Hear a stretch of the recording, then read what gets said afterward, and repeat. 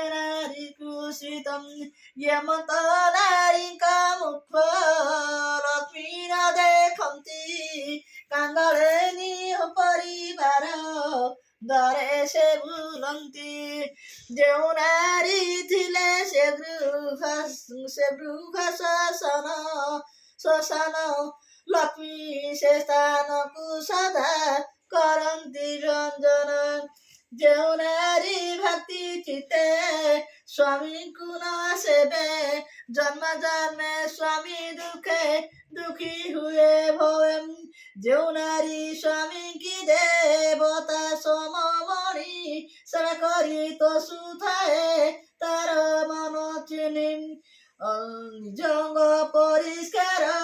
କରି ଶୁଚି ହୁଏ ସାନ ବଡ଼ ସମସ୍ତଙ୍କୁ ସମଭାବେ ଚାହେଁ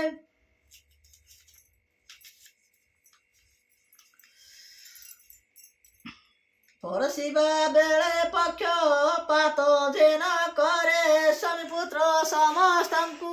ବାଢ଼େ ସମାନରେ ପତିର ଆଜ୍ଞାକୁ କେବେ ନ ପକାଏ ତଳେ ପତିର ଆଜ୍ଞାକୁ କେବେ ନ ପକାଏ ତଳେ ପତିର ଆଜ୍ଞାକୁ ସେ ମାନି ଚଳେ ୟମନ୍ତ ନାରୀର ଗୃହ ଲକ୍ଷ୍ମୀ ନ ଛାଡ଼ନ୍ତି ତାର ଦୁଃଖ ନୟନରେ କେବେ ନ ଦେଖନ୍ତି ଏମତ ମଣ୍ଡଳେ ସେହି ନାରୀ ସୁଖ ପାଏ ପତି ପୁତ୍ର କନ୍ୟା ଐ ସୁଯୁକ୍ତ ହୁଏ ଅନ୍ତକାଳେ ବୈକୁଣ୍ଠେ ଲକ୍ଷ୍ମୀଙ୍କ ସାଙ୍ଗରେ ଅନୁକ୍ଷଣେ ମଝିରେ ପ୍ରମୋଦ ରଙ୍ଗରେ ସଦା ଅନ୍ତକାଳେ ବୈକୁଣ୍ଠ ଲକ୍ଷ୍ମୀଙ୍କ ସାଙ୍ଗରେ ଅନୁକ୍ଷଣେ ମଝିରେ ପ୍ରମୋଦ ରଙ୍ଗରେ ସଦବ ନାରୀର ପତି ବିନା ନାହିଁ ଗତି ପାପ ଜପ ଦେବ ପୂଜା ତାହାର ନୀତି ପତି ସେବା ଛାଡ଼ି ବୃଥା ବ୍ରତ ଯେ କରଇ ଜନ୍ମ ଜନ୍ମାନ୍ତରେ ବାଲ୍ୟ ବିଧବା ହୁଇ ଯେଉଁ ନାରୀ ଆନନ୍ଦରେ ଅତିଥି ସେ ବଇ ପୁନବତୀ ବୋଲି ତାକୁ ପୁରାଣରେ କହି ଏମତ ପ୍ରକାରେ ଯେଉଁ ନାରୀ ବା ପୁରୁଷ କୁଳ ଧର୍ମ ଆପଣାର କୁଳ ଧର୍ମ ନ ଛାଡ଼ି ନଲେଶ ସର୍ବଦା ସଦାବେଳେ କରନ୍ତି ଉତ୍ତମ ଆଚରଣ ଶ୍ରୀଲକ୍ଷ୍ମୀ ତାହାଙ୍କ ପାଦେ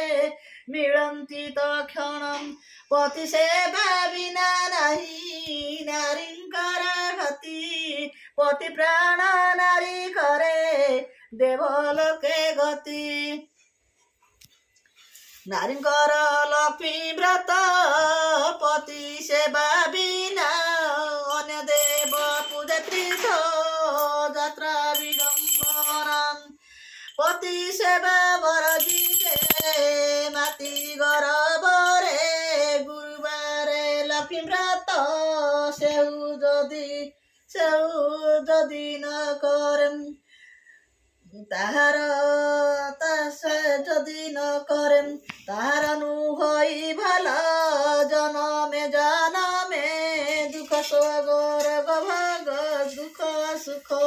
ରୋଗ ଭୋଗ ସଂସାରେ ସେ ଭ୍ରମେ ଏମତ ତିଆରି ସାଧ ବାଣିକି କହିଲେ ଆଜିଠାରୁ ଲକ୍ଷ୍ମୀ ବ୍ରତ କର ଯା ବହିଲେ ନକଲେ ସର୍ବ ସମ୍ପଦ ତୋର ଜୀବ କ୍ଷୟ ଅନବସ୍ତ୍ର ଭାବରେ ଦୁଃଖ ଭୋଗ ହେବ ଶୁଣ ହେ ନାରଦ ଠାକୁରାଣୀ ଏହା କହି ସେଠା ବରୁ କେତେ ଦୂର ପଥ ଗଲେ ବାହି ଘରେ ଘରେ ପୁରେ ଲକ୍ଷ୍ମୀ ବିଜୟ କଲେ କାହାରି ଦୁଆରେ ସେଇ ଶୁଚି ନ ଦେଖିଲେ କେବଳ ଯୁବତୀ ନିଦେ ହୋଇ ଅଚେତନ କାହାର ଫିଟି ଯାଇଛି ପିନ୍ଧିଲା ବସନ କାହାର ଶିରରେ କେଶ ମୁକଳିତ ହୋଇ ଭୂମି ପରେ ପଡ଼ିଅଛି କେରି କେରି ହୋଇ ଏହି ରୂପେ ମହାଲକ୍ଷ୍ମୀ ଦେଖି କରି ଗଲେ ଚଣ୍ଡାଳ ସାହିରେ ଯାଇ ପ୍ରବେଶ ହୋଇଲେ ଶ୍ରୀୟା ଚଣ୍ଡାଳୁଣୀ ନଗ୍ର ବାହାରେ ତା ଘର ତାହାର ମହିମା ଯେ ବଙ୍କୁଆ ଗଛର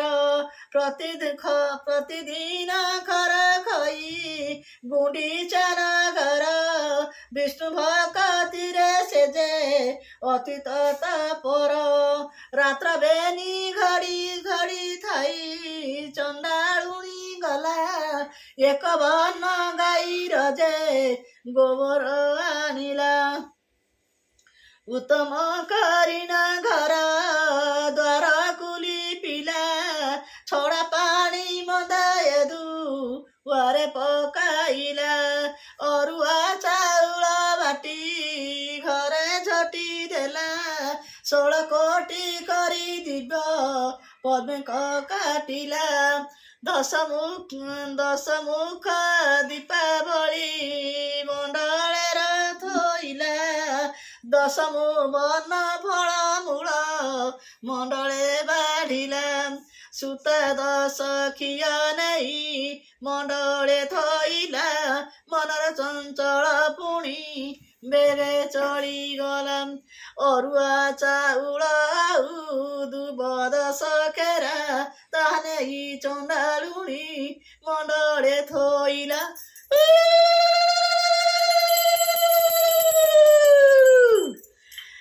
ଧୂପ ଦୀପ ନୈବେଦ୍ୟ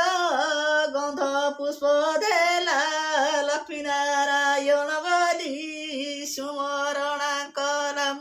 ନମସ୍ତେ ନମସ୍ତେ ମାଗ ହରିର ଘରଣୀ ମୁଇଁଛାରହୀନ ଜାତି ନ ଜାଣଇ ପୁଣି ଚଣ୍ଡାଳ ସାହିରେ ଘର ପୁଣି ଚଣ୍ଡାଳୁଣୀ କିଞ୍ଚିତେ ଭକତି ମୋର ଘେନ କମଳିନୀ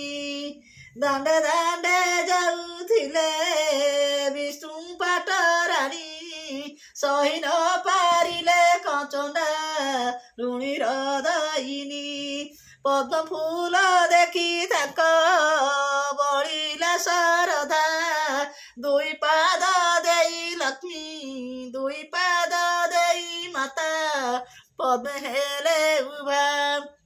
ଚଣ୍ଡାଳୁଣୀ ଘର ଗୋଟି ପାଇଲା କସବା ଲକ୍ଷ୍ମୀ ବିଜେ କରିଛନ୍ତି କି ଉପମା ଦେବା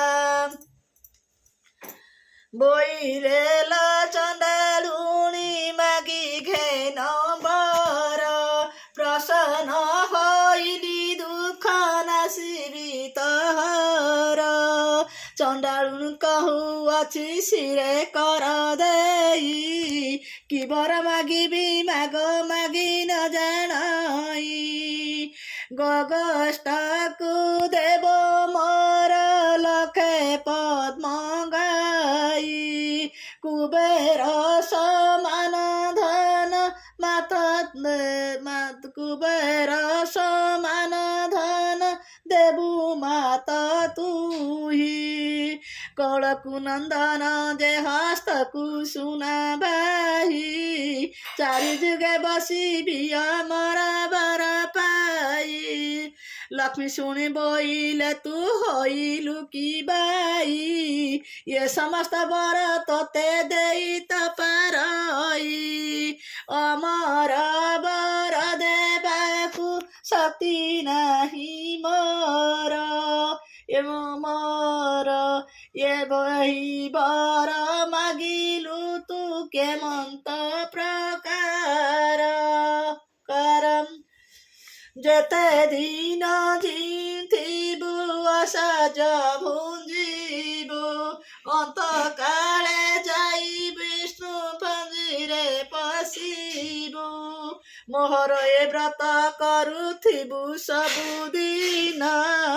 ଲକ୍ଷ୍ମୀ ନାରାୟଣ ପାଦେ ଥିବା ତୋର ମନ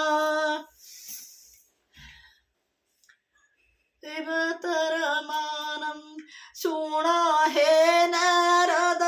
ଏଣେ ହରି ବଳରାମ ମୃଗୟା ବିନନ୍ଦେ ଯାଇଥିଲେ ଘର ବନ ଜଗ ବଳେ ବଳରାମ ଏ କଥା ଜାଣିଲେ ଡାକି ହରି ଶ୍ରୀହରିଙ୍କୁ ଏ ମନ୍ତ କହିଲେ ଦେଖ ଦେଖ କହ୍ନାଇ ତ ଭାରି ଯାଚାର ଉଭା ହୋଇ ଅଛଇ ଯେ ଚଣ୍ଡାଳୁଣୀ ଘର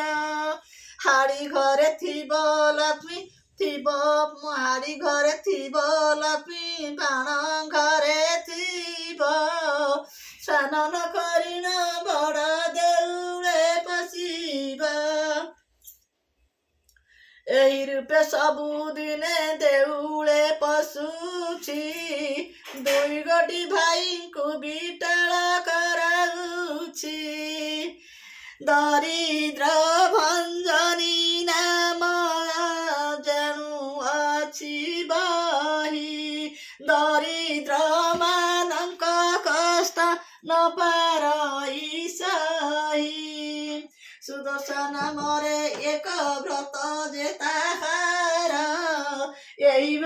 ବ୍ରତ ଚଣ୍ଡାଳୁଣୀ ପୂଜାଇ ପୟର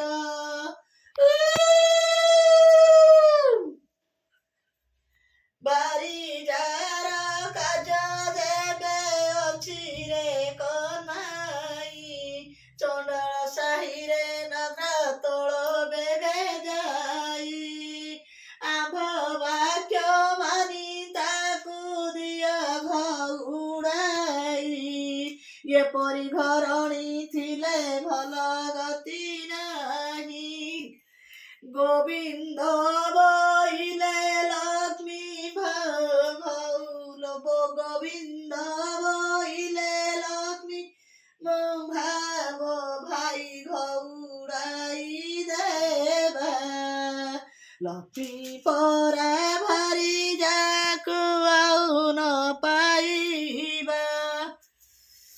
ସେ ଯେବେ ଦୋଷ କରିଛି ଏ ମନ୍ତ କରିବା ସ୍ୱର୍ଗପୁର ଲୋକଙ୍କୁ ହକାରି ଅଣାଇବା 5 ଲକ୍ଷ ଟଙ୍କା ଦେଇ ଜାତି କରାଇବା ଆଉ ବେଳେ ତାର ଯଦି ଅନୀତି ଦେଖିବା ଦେଉଳ ଭିତରୁ ତାକୁ ଦେବା ଘଉଡ଼ାଇ ଏ କଥା ପ୍ରମାଣ ତୁମ୍ଭେ ଶୁଣ ଜ୍ୟେଷ୍ଠ ଭାଇ